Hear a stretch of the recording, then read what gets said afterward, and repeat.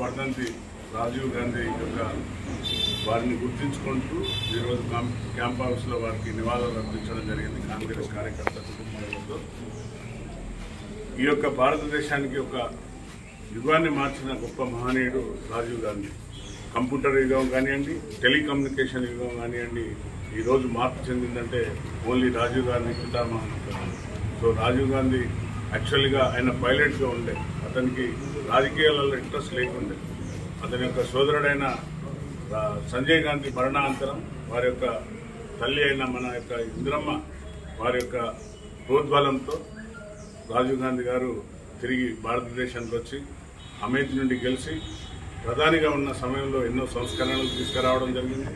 అలాగే శ్రీలంక విషయంలో కూడా ఎన్నో మార్పులు చేర్పులు శ్రీలంకను కాపాడే దిశగా ముందుకు అడుగేసిన గొప్ప మహనీయుడు.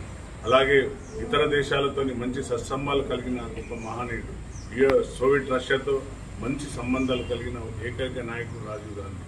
సో అలాంటి వ్యక్తి మనకు తెలుసు. మీ అందరికీ పెరంబుదూర్ తమిళనాడులో ఎన్నికల ప్రచార భాగంలో ఒక ముష్కరులు ఆత్మాహుతి బాంబు ద్వారా, అంటే సూసైడల్ బాంబు ద్వారా వారిని చంపడం జరిగింది.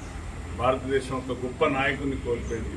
ఎందుకంటే వారిని కంప్యూటర్ యుగంగా, అలాగే కమ్యూనికేషన్ రంగాన్ని టెక్నాలజీని తెచ్చిన గొప్ప మహనీయుడిగా గుర్తించుకునే రోజు కాబట్టి వారిని అందరం కూడా వారి ఆశయాలను ముందుకు తీసుకెళ్లవలసిన బాధ్యత ప్రతి ఒక్క కాంగ్రెస్ కార్యకర్త మీద ఉందని తెలియపరుస్తూ జై హింద్, జై కాంగ్రెస్.